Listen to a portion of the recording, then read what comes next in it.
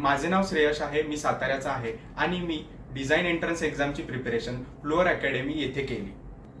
मी फ्लोअरला आलो कारण की इथला टीचिंग अप्रोच एकदम वेगळा आहे as compare to other institute. Classes daily होतात, त्याच्यामुळे आपले डेली प्रॅक्टिस होते. As compare to other classes इथं डेली क्लासेस होतात. डेली क्लासेस झाल्यामुळे आपली ड्रॉइंग स्किल खूप इम्प्रूव्ह होते, कारण की ड्रॉइंग पार्ट हा असा पार्ट आहे की जो डेली करणे गरजेचं आहे. जर आपण ड्रॉइंग पार्ट डेली केला तर आपलं स्किल अपलिफ्ट होण्यात खूप मेहनत इम्पॉर्टंट आहे. ॲज अ डिझायनर ड्रॉइंग ही खूप इम्पॉर्टंट आहे. फ्लोअर मधल्या फॅकल्टीचा अप्रोच एकदम वेगळा आहे.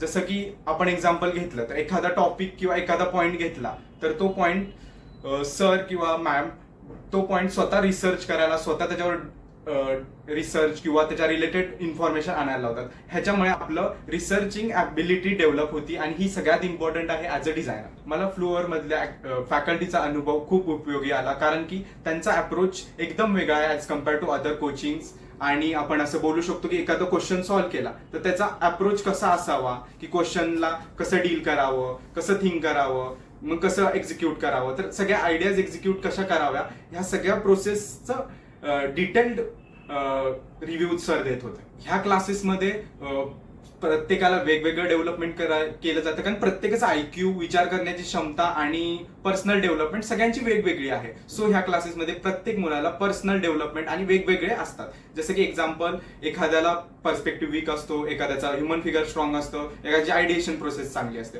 सो त्या प्रोसेसमध्ये प्रत्येकाला वेगवेगळं डेव्हलपमेंट किंवा वेगवेगळे पॉईंट्स थ्रू डेव्हलप केलं जातं. इथे डिझाईन एक्झाम मधलं ऍप्टिट्यूड सगळं कव्हर केलं गेलं, जस्ट पॉईंट वाईज. जसं की आम्हाला ma'am usually daily MCQ questions द्यायचे सॉल्व्ह करण्यासाठी. थ्रू त्याच्यात आम्हाला एक इंटरेस्ट डेव्हलप झाला, क्रिएटिव्ह क्वेश्चन्स. कधी कधी तर आम्ही स्वतः क्वेश्चन स्वतःचे डेव्हलप केले.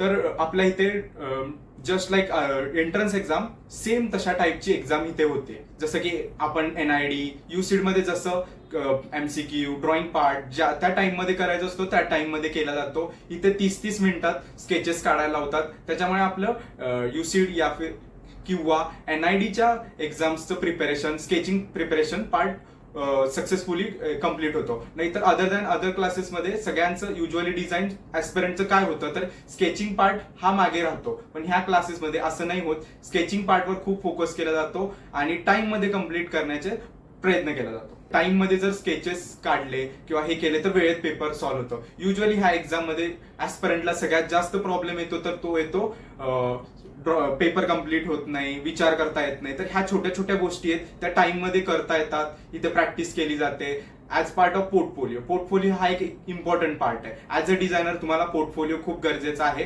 जर तुम्ही पोर्टफोलिओ डेव्हलपमेंट ही प्रोसेस शिकला तर तुम्हाला लाईफ टाईम गरजेची आहे. तर इथं पोर्टफोलिओ कसा डेव्हलप करायचा, काय प्रोसेसेस आहेत आणि प्रोफेशनलिझम कसा मेंटेन करायचा पोर्टफोलिओमध्ये हे शिकवलं जातं. ॲज वेल ॲज पूर्ण पोर्टफोलिओ गायडन्स भेटला जातो. इथली मेथड आणि अदर क्लासेसची मेथड खूप वेगळी आहे. ह्या क्लासेसमध्ये तुम्हाला एका प्रोसेसमध्ये टाकलं जातं आणि तुम्हाला त्या प्रोसेसमध्ये जायचं आहे.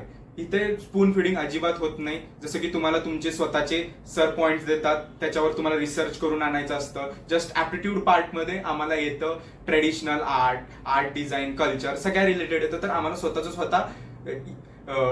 स्वतः रिसर्च करून ते प्रेझेंट करावं लागतं. मग त्याच्यात प्रेझेंटिंग स्किल ॲज वेल एज रिसर्च स्किल ह्या दोन स्किल सगळ्यात इम्पॉर्टंट आहेत ॲज अ डिझायनर. त्या इथे हे होतात, तुम्ही रिसर्च करायला लागता. जर मी एक पॉईंट आता एक्झाम्पल घेतलं तर मी एक पॉईंट जर शोधत असेल तर त्यात मला 10 नवीन पॉईंट मिळतात. नवीन 10 टॉपिकची प्रिपरेशन होती. त्याच्यामुळे माझं विचार करण्याची क्षमताही वाढते आणि माझ्यामध्ये क्युरिओसिटी जागते की हे असं असेल तर ते कसं असेल. ह्या रिसर्च पार्टमध्ये खूप डेव्हलप होतं. ह्या परीक्षेमध्ये सगळ्यात जास्त ड्रॉइंगच्या कम्पॅरेटिव्हली थिंकिंग, तुम्ही काय थिंक करताय, किती क्रिएटिव्हली थिंक करताय किंवा किती इझिली प्रॉब्लेम सॉल्व्ह करताय ह्याच्यावर फोकस आहे. युजली डिझाईन एक्झाम मध्ये सगळ्यात जास्त पहिलं प्रायोरिटी केलं जातं तर थिंकिंग प्रोसेसला, कारण की ॲज अ डिझायनर तुम्हाला एक चांगलं थिंक करण्याचेच पे करतात किंवा तुमचं कामच आहे की चांगलं थिंक करून एक चांगलं प्रोडक्ट डेव्हलप करणं. As compare to other classes तिथं काय आहे की तिथं खूप गर्दी आहे. मला पर्सनल डेव्हलपमेंट करायचं. माझा गोल ॲज अ गुड डिझायनर आहे. आयुष्यात कसे चांगले डिझायनर बनाल, कसं विचार करावं, ॲज अ डिझायनर काय अप्रोच असतो, ह्या पॉईंट्सवर बेसिकली हे करतात.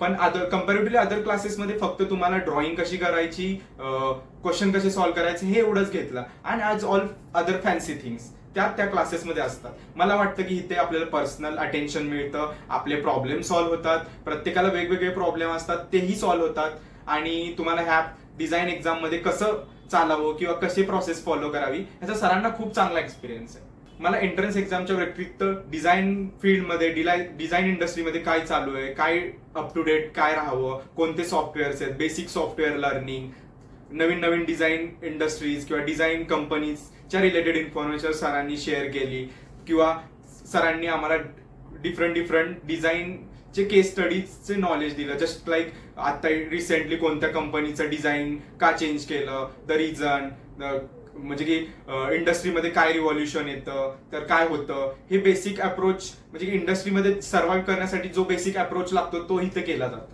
तर आपण एंट्रन्स एक्झामची जेव्हा प्रिपरेशन करत असतो तर प्रत्येक ऍस्पिरंट डिमोटिवेट होतो किंवा मॉरल डाऊन होतो, कारण की खूप मेहनत करत असतात. त्या काळात सगळ्यांना मोटिवेट करतात, चांगला अप्रोच कसा ठेवावा, कसं सर्व्हाइव्ह करावं. परत आपल्या क्लासमध्ये जस्ट नुसतं ड्रॉइंग किंवा ऍप्टिट्यूड नाही घेतलं जात, पर्सनल डेव्हलपमेंट ॲज वेल ॲज इथे क्लासेसमध्ये होतं. तुमचा अप्रोच कसा पाहिजे, तुम्ही कसं करावं, तुम्ही कसं सर्व्हाइव्ह करू शकता याच्या रिलेटेड ही होतं क्लासेसमध्ये.